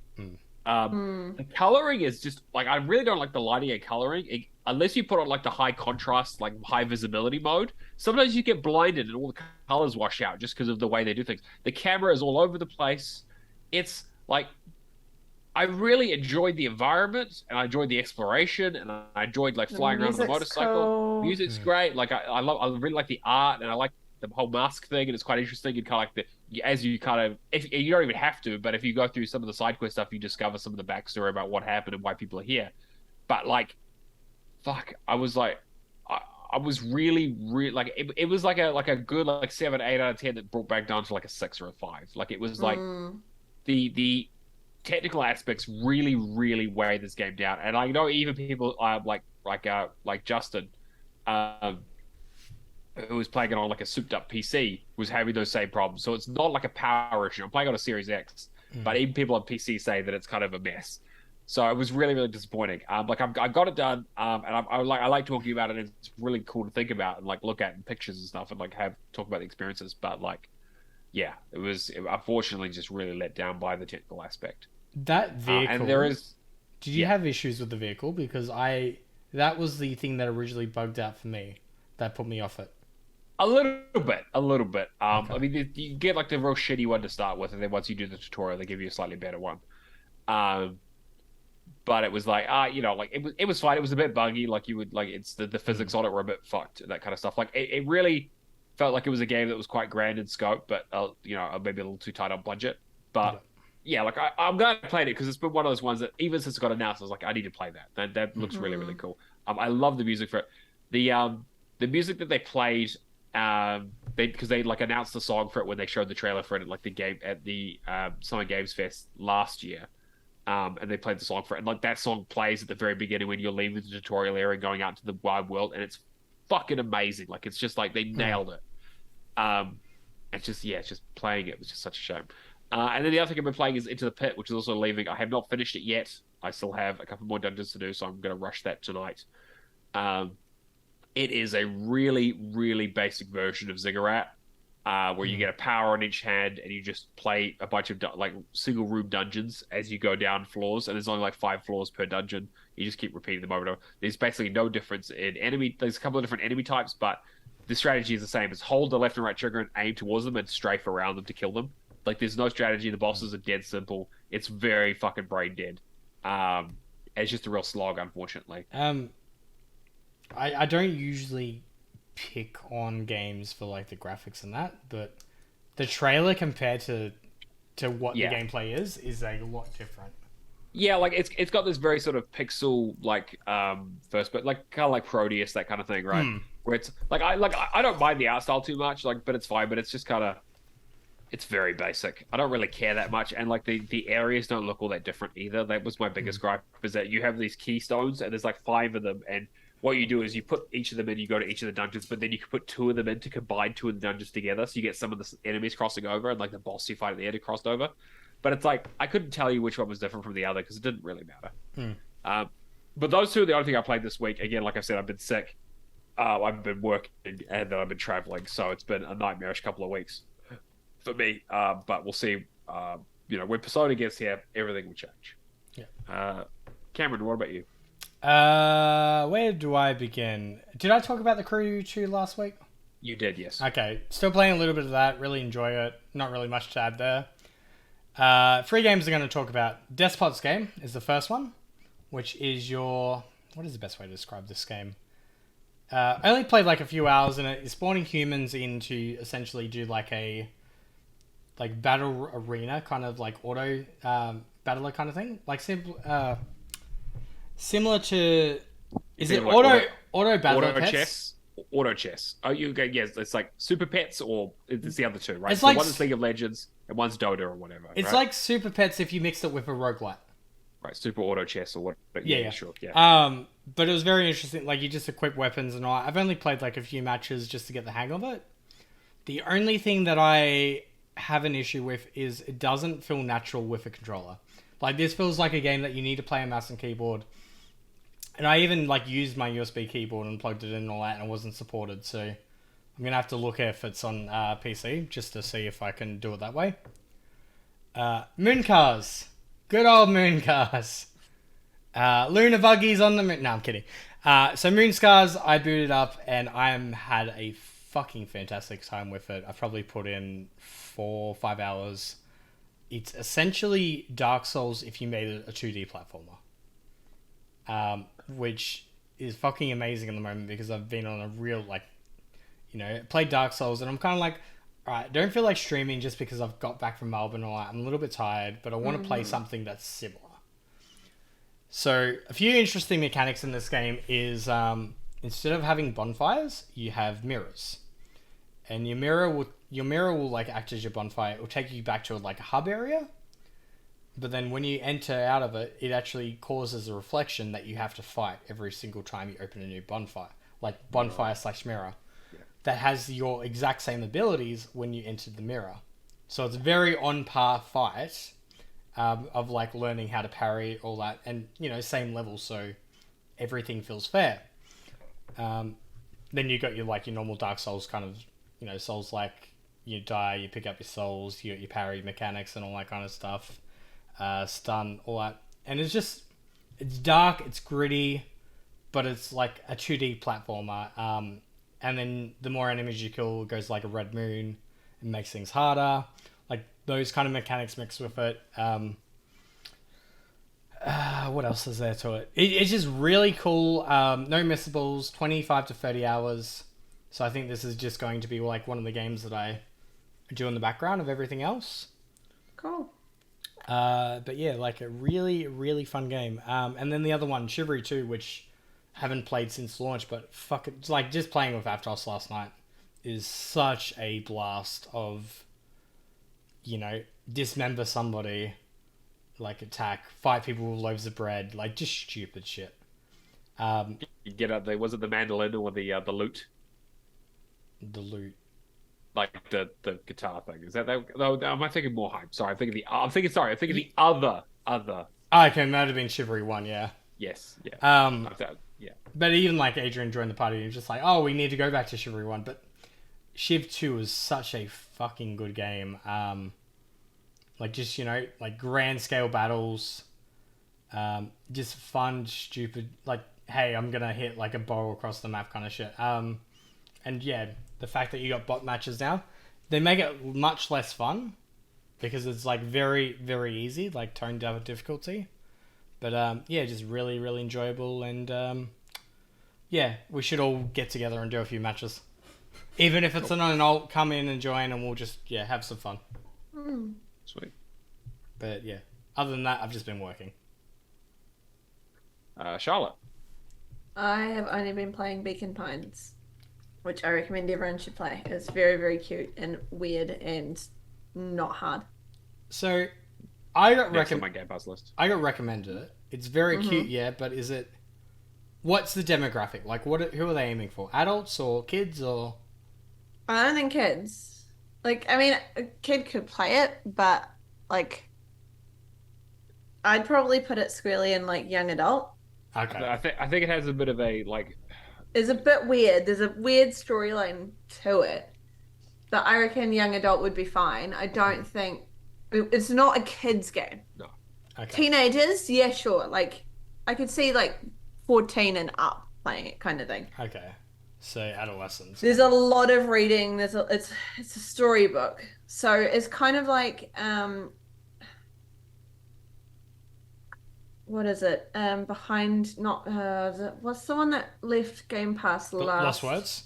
Lost Words. It's a little bit like that, but you have to find words throughout the game, and like the words help you then change the storyline. Because it's a branching tree path, and like you can change the timeline, and you can change the story, and where the story goes. And you can go back and forth between them and pick where you need to go. So there's no missables. You can go back and you could run the story and then go back and then get the bits that you need for the achievements, or you could all do it at once. There's a couple that are just like outside of the story achievements, but they're not hard to get. But I would say young adult. Is it a good partners on the couch watching me play kind of game and giving me feedback?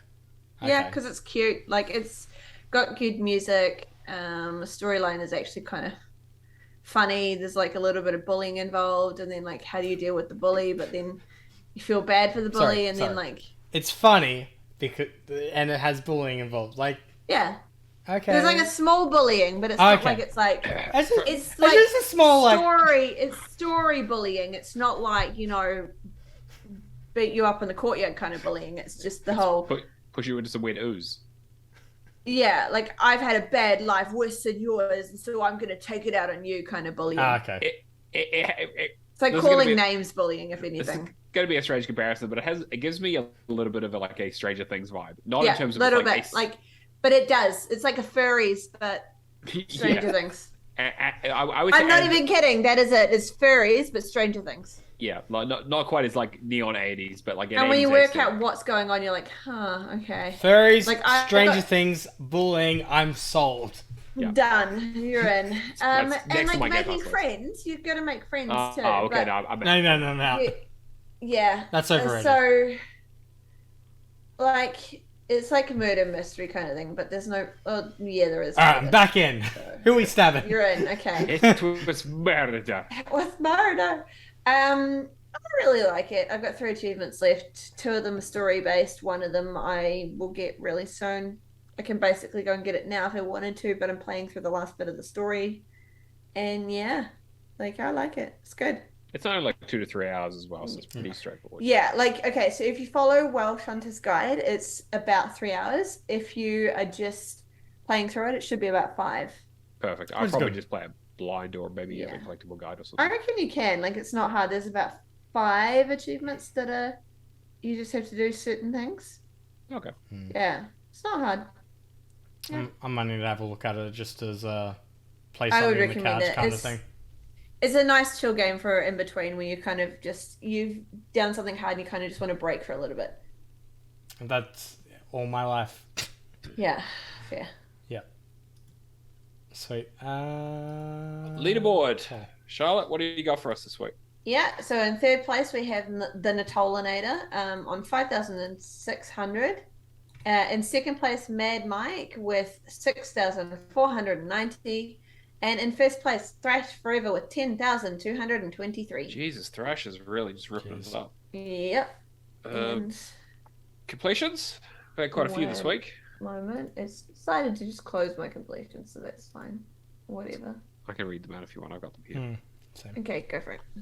So we've got Kruger, who's done Death's Door. We've got Rapture, who's finished up Samurai Showdown Neo Geo Collection, Overwatch 2, I guess now, right?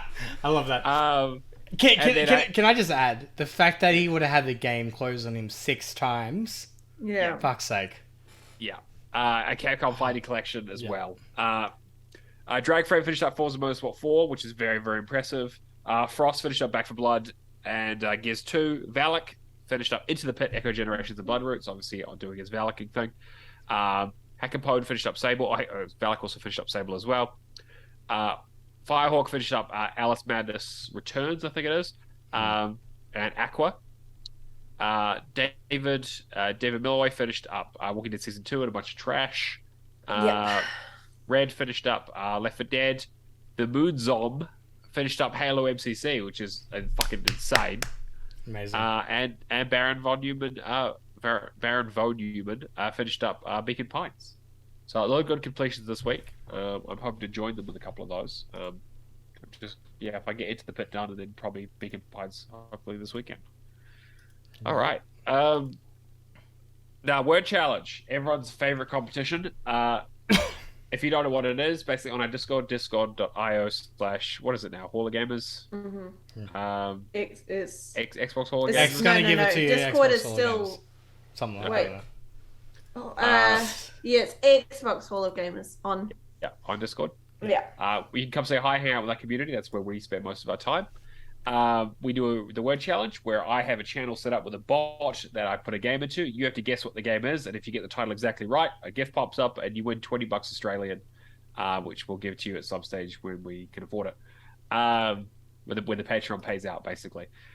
So each week I give out a clue. The last week the clue was that this was an FPS. The second clue is that it's part of a cross-generational series. I've just realized I spelled generational wrong. That's fine. I'll fix that.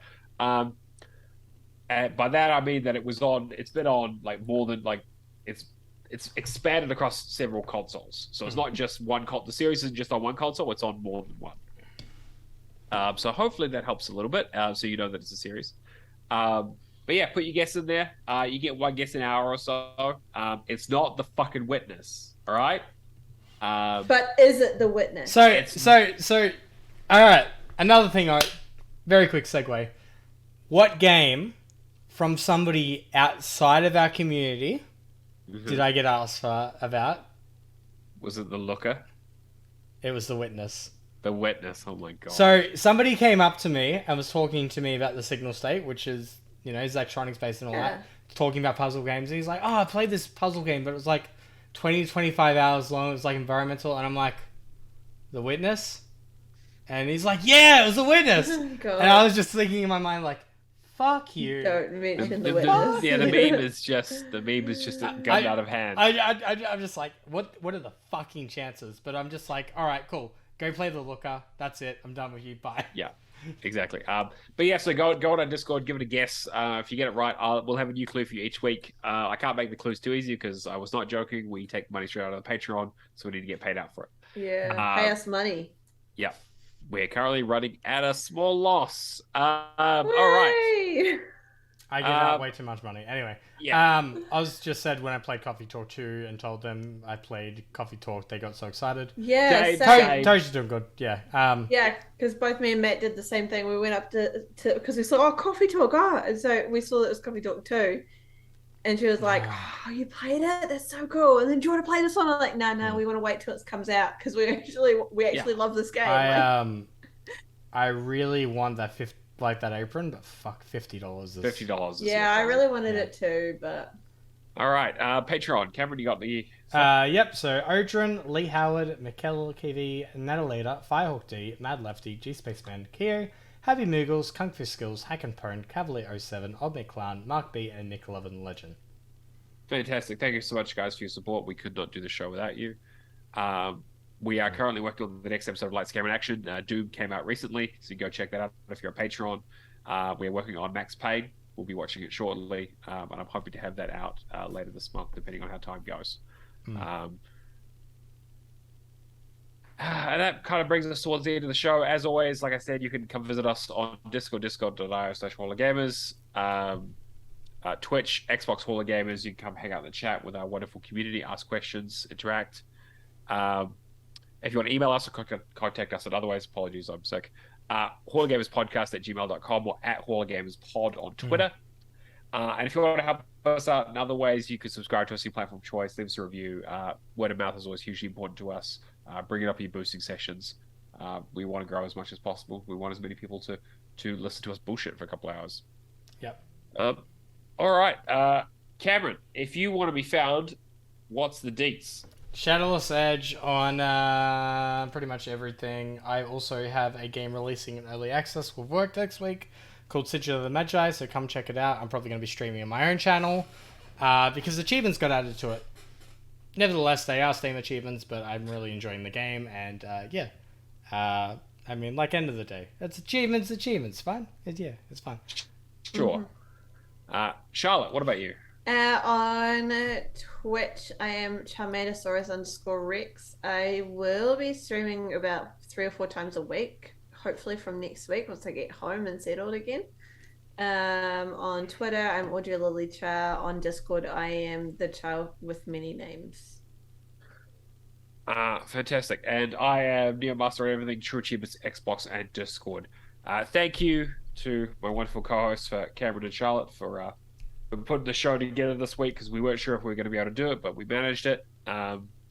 And thank you to our wonderful patrons and to our wonderful live audience on Twitch. And thank you all for listening. We will catch you guys next week. See you later. Bye.